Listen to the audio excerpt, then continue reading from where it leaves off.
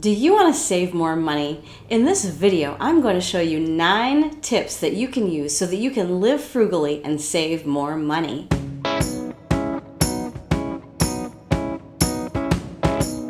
Welcome to Frugal Over 50. I'm Amy, and I'm here to show you tips and tools to live more frugally and more minimally, all of them tested by me. If you're new here, welcome. I'm so glad that you came. Please click subscribe, hit the notification bell so that you'll get notified first of new videos, and give this video a like if you like this kind of content. If you're here again because you come back every video, welcome again and thank you. Let's get started. Tip number 1, make your coffee at home. I have a really long personal history with this because I had a decade-long addiction, I'm going to call it that, to a certain coffee shop that we all know and love.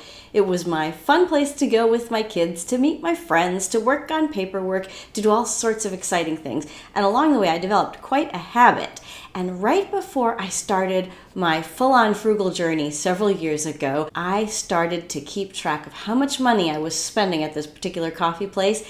And it was over $200 a month just on coffee. Now, you're going to ask me, did you have $200 to spend on just coffee? No, the answer is I did not have just $200 just to spend on coffee. And yet, I was spending it without realizing it. When you go into a coffee shop, you buy a coffee. It's $4 or $5 if you get a fancy one. That's nothing. And then you want to get something to eat with it. There's another $3 to $5. Bam, you've spent $10 before doing anything. And what do you have to show for it at the end of it? Nada. Now, I buy the same company's coffee at the store, usually on sale. I make it at home with all of the flavorings that I want, and I keep out all of the sugar that I don't want, and I save that $200 a month. So you do the same thing. If you haven't started this yet, this is an easy one to start. Now, I understand that it can be difficult because you love that they know your name, you love that they know your order, right? But do it at home, you won't regret it. Tip number 2, menu plan. I know, why do I sound so excited about menu planning? Here's why. If you have a menu plan, you know what you're going to make for the next week at least, and I recommend at least weekly, sometimes 2 weeks, sometimes a month, depending on your family and your life situation. If you have a menu plan, then you know exactly what you need to buy at the store. You don't go over your budget, and you have a much greater likelihood of having little to no food waste. Now, if you have menu planned for a long time, you may discover that you can kind of do it by osmosis. You have certain ingredients and certain meals that your family likes, and you can just recycle them almost out of your head. But if you are new to menu planning, definitely write down, what are you serving for breakfast? What are you serving for lunch? What are you serving for dinner? And what are your snacks? And make sure that everything is detailed, because we're going to go right away to the next tip. Tip number 3, go shopping with a list. Again, could I be any more basic, any more boring?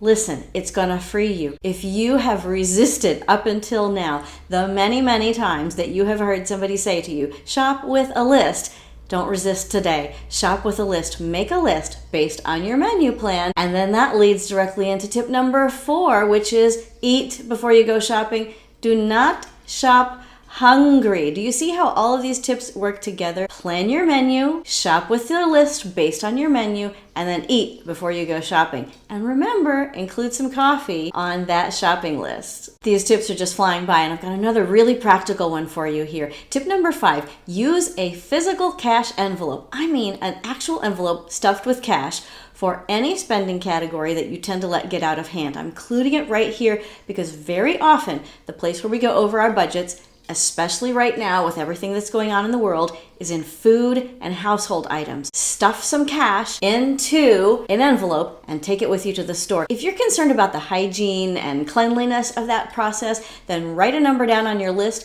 and keep track of how much you are spending as you go through the store, remembering to add tax. Do not go over the amount that you have allotted for yourself. If you go over, guess what? You have to put something back. Even if you are at the checkout register, hand it to the cashier and very politely and nicely say, could you take this back for me? I can't get it today. They'll do it for you. I've done it. You can do it too. Tip number 7, use your public library. The public library is one of my favorite places in the whole world. you can get a library card, and that means you can get physical books. And many libraries, even right now, are able to meet you at their curbside and give you physical books that you've checked out, but you could also check out ebooks. I'm constantly reading 3 or 4 ebooks at a time. And you can listen to audiobooks, and it's all free. If you have not yet gotten a library card and discovered the magic of physical books, ebooks, and audiobooks from your library, I'm telling you, a magical and wonderful world awaits you. So don't hesitate, get that library card today. If you have one and you haven't used it in a while, you know what I want you to do? I actually want you to pause this video. Don't forget about me, come back, but go and re-up that library card. See if you can remember your card and your password and get into your library system and check out a book right now. I completely forgot to tell you about the actual tip number 7 when I was talking to you on camera. Here it is. Keep your phone. You don't need the latest technology. Unless your phone is broken, it's working fine. Just keep what you have. And the same goes with all technology. Don't be an early adopter. Stay with what you have. Tip number 8. This frugal tip is for those of you who like home decor, who like shopping for things for your home, and it's a simple tip. Clean your house. If you clean your house will look newer, it will look fresher, it will look brighter, and you might get some ideas about how you can move this pillow here or that pillow there, or move your furniture around a little bit. But if you clean your house, you've got a new house. And last but certainly not least, tip number 9, create more than you consume. We live in a society that encourages all of us to be consumers, and our whole economy is built on consumption. But guess what? Somebody has to create the goods, the services, the artwork, the science, the engineering that we all consume. Why not you?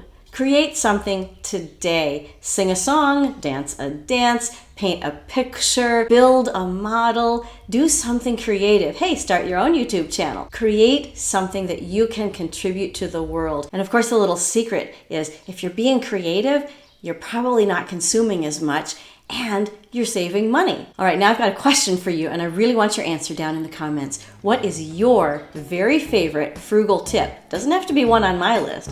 What is your favorite frugal tip that helps to keep money in your pocket? Put it down below. And don't forget, subscribe to the channel, click the notification bell, and give this video a like. Now let me ask you something. Do you want even more here? I have a great video on finance basics for tough times and for after that you need to go watch. I'll link it up above and I'll link it down below. Make sure you go and check that out. I am so glad that you were here, and I want you to keep your money. You worked hard for it. Thank you so much for being here. I'll see you next time. Bye.